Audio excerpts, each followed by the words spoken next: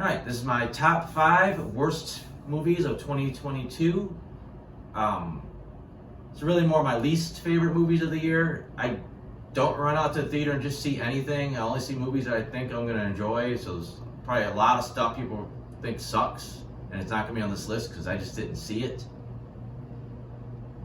There's always a gray area between stuff that's on streaming exclusively, whether I should review it or not.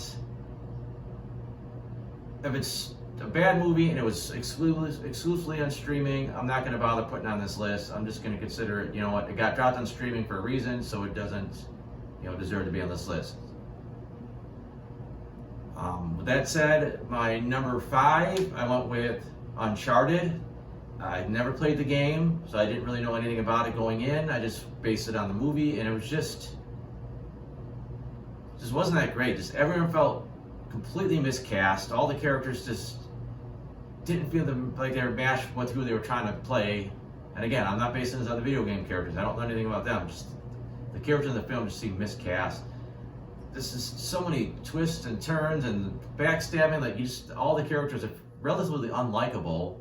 The action sequences are just too over the top. It's just like those little bit like a throwback of those over the top 90s action scenes that it's like, okay, this is like, even like some of the Pirates of the Caribbean stuff where it's almost comical what's going on because it's just, okay, this can't happen whatsoever.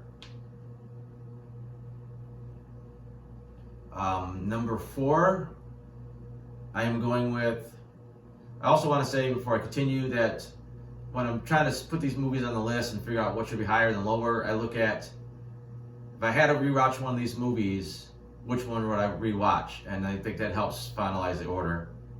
So number 4, I'm going with Thor: Love and Thunder. It wasn't that good. The basic plot was pretty good. It's roughly from the comic books. There's some good concepts going in. Just the execution is just not there. There's weird pacing issues. There's just no chemistry between Jane and Thor. They really didn't do much with her Valkyrie character, with her version of Thor. Valkyrie got nothing to do. They had this big setup where she's like the leader of Asgard, and they were like, oh, she's gonna be looking for her queen. There's really none of that in this movie. She's just there. Just too much Korg there for comedy relief. On top of all the other comedy relief, the jokes are just usually fall flat. I just overdoing it with Thor and the love triangle between him and Jane, and really his hammer and his axe. Gore starts off like he's going to be a strong villain, and he's just not. They don't really do anything with him. He's supposed to be. This movie's got wall-to-wall gods, and only a couple of them die, and your main character is the God Butcher. Like it seemed like there's a lot of wasted opportunities with that. And there was a few odds and ends. I think it does contribute more to the whole MCU in general, so I think that kind of helps it from sinking too much farther down this list, but not much. Number 3, I'm going with Jurassic World Dominion. Again, it's just mostly forgettable. I actually thought there was some good stuff with the original cast from the Jurassic Park series. I thought there was some decent stuff with the Jurassic World cast. When they did finally come together, I don't think it was really that big of a team up. Like it wasn't this groundbreaking thing that they had hoped it was going to be. It was just like, okay, yeah, these guys and these guys are just not really meshing. The dinosaurs, they used to feel like animals. I feel like they used to feel like real animals, and it just added something to them. It felt like like a lion is stalking you. But these characters, they feel like caricatures of animals. They just do stuff. The animals would not act like this. I know they're supposed to be trained, some of the raptors, but just animals don't act the way these animals do. They're just movie monsters. The action sequences are almost Fast and the Furious level, ludicrous. And even the human villains were just bland. Like it was like an evil, Tim Cook or something. It just wasn't that special. Number 2, I am going with Fantastic Beasts: The Secrets of Dumbledore. again, very forgettable.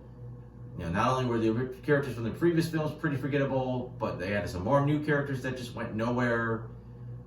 Some weird guy they just introduced, then they said, oh yeah, by the way, he's betraying the good guys, and just kidding, the whole time he was with the good guys still. And the stakes seem kind of high. I mean, you're right on the verge of this massive war between the Muggles and the Wizards, and it just seemed like, there's going to be a big payoff, and it just wasn't there. Just this weird election thing, and it just, like a quick 2-second fight between Dumbledore and Grindelwald, and yeah, they had the recasting there, and I think he was more menacing this time around, but the Johnny Depp had kind of I don't want to say kind of a flamboyance to him that kind of just made him like unique, and that here he's just another generic, evil wizard for the most part. And then the number one, Morbius. Sony has this obsession, because they got the Spider-Man franchise, taking Spider-Man villains and trying to make them into superheroes and give them their own franchise. And those precedent with Morbius and Venom, even, that they have been more heroic in the comics, but the movie is just not well done. Like the characters are just boring. The pacing is just kind of all over the place. The special effects are garbage. It's all the CGI and smoky mist, and Morbius's powers are just so kind of vague, and it's like an hour of him chucking fake blood. It's just like, it's one of those bad 90s like Spawn kind of superhero movies that sort of worked back then, but they were the reason superhero movies never got beyond the action film and nerd base, where like superhero movies today are like well put together, and like they get critical acclaim and like Academy Awards now, and Morbius is like, that takes them all back like a couple decades. It's just, and then to make it even worse, they put this post-credit scene in there that's so bad it actually makes Spider-Man Homecoming, which was a good movie, it actually manages to kind of ruin that to a degree, and almost tarnishes the entire Sony Spider-Man, the new franchise. But that's about it. Sometimes I have an honorable mention, but I don't think there was anything really worth getting mentioned this time around. Like, nothing was horrible. It's just kind of like I find 5 films that I didn't care for, and that's the list.